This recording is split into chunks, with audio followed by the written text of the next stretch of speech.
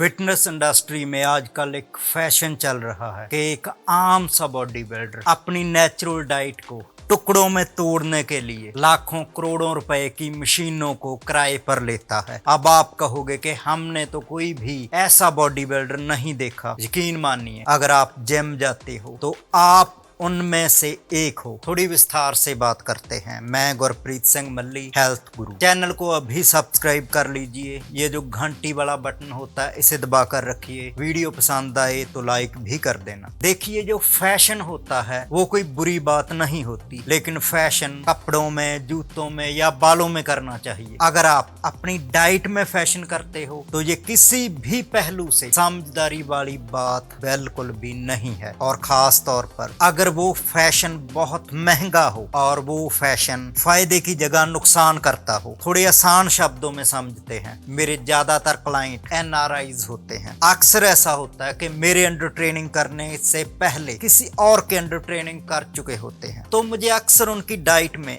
एक चीज एक जैसी नजर आती है। उनकी डाइट में मल्टीविटामिन, वे प्रोटीन, वेट गेनर या मास गेनर और पनीर जरूर शामिल होता है। तो जब मैं इन सब चीजों को किसी की डाइट में देखता हूं तो मुझे बहुत ज्यादा अफसोस होता है कि भाई ये क्या कर रहे हो। अब आप कहोगे कि इसमें बुरा ही क्या है। पहली नजर में देखोगे तो इसमें कुछ भी बुरा नजर नहीं आता। पनीर, वे प्रोटीन, मल्टीविटामिन, वेट गेनर या मास गेनर, कुछ भी तो बुरा नहीं है। और वो करोड़ों रुपए मशीनों वाली बात कहाँ गई। तो देखिए, जब पनीर बनाया जाता है तो उसमें से जो सफेद पानी निकलता है वो वे प्रोटीन होती है। तो अगर आपको पनीर ही खाना है तो उसके साथ आप वे प्रोटीन क्यों ले रहे हो। पहले आपने एक ऐसी चीज चुनी जिसमें से वे प्रोटीन निकाल दिया गया और अब आप फिर से सप्लीमेंट के रूप में वे प्रोटीन खा रहे हो। तो अब आप कहोगे कि वे प्रोटीन तो मैं इसलिए ले रहा हूं कि वे प्रोटीन शुद्ध प्रोटीन होती है, उसमें ज्यादा कैलोरीज नहीं होती, उसमें कार्बोहाइड्रेट्स, फैट नहीं होती। अगर यही बात है तो आप वेट गेनर और मास गेनर क्यों ले रहे हो। वो तो शुद्ध कैलोरीज होते हैं। अब बात आ गई मल्टीविटामिन की। अब इसके बारे में मैं क्या कहूँ। तो ठीक है, आप एक तरफ वेट गेनर या मास गेनर, पनीर, वे प्रोटीन, मल्टीविटामिन को रख दीजिए। आप एक प्रोटीन शेक तैयार कीजिए जिसमें आप पनीर को भी डाल दीजिए, एक स्कूप वे प्रोटीन का डाल दीजिए, 2-4 स्कूप वेट गेनर या मास गेनर के भी डाल लीजिए और मल्टीविटामिन को भी इसमें शामिल कर लीजिए और जरूरत के अनुसार पानी।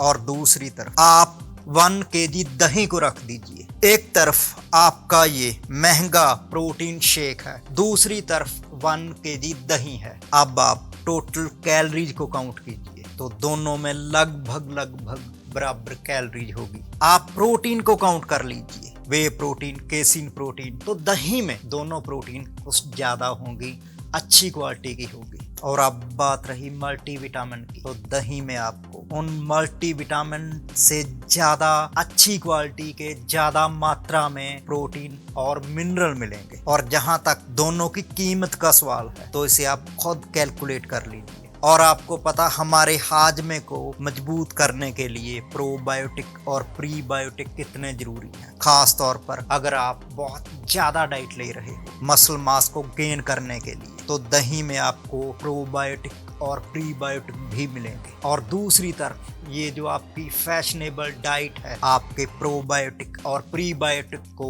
थोड़ा कम ही करेगी। तो मेरी ये समझ से बाहर है कि दही को अलग अलग टुकड़ों में तोड़कर बनाए हुए वही पोषक तत्व कहीं ज्यादा महंगी कीमत पर खरीद कर आप क्यों खाते हो। और इसी दही को छोटे छोटे टुकड़ों में तोड़ने के लिए लाखों करोड़ों रुपए की मशीनें लगती हैं। आप या मैं ये मशीनें खरीद नहीं सकते, तो हम इसे किराए पर लेते हैं। आपने जब वो सप्लीमेंट खरीदे तो उन सप्लीमेंट की कीमत में उन मशीनों का किराया भी शामिल था जो उस कंपनी ने आपसे लिया। इसीलिए वो सब सप्लीमेंट दही से कई गुना ज्यादा महंगे हैं। कि आप कहोगे कि दही में तो फैट होती है। पहली बात तो ये है, अगर आप मसल मास गेन कर रहे हो तो आपको ज्यादा कैलोरीज की जरूरत है, तो वो जो फैट है, वो जो घी है, आपको कोई नुकसान नहीं करेगा। लेकिन अगर आपको वो फैट भी नहीं चाहिए तो आप दही की लस्सी बनवा लीजिए, उसमें से सारा मक्खन निकाल दीजिए। तो अब उस दही में फैट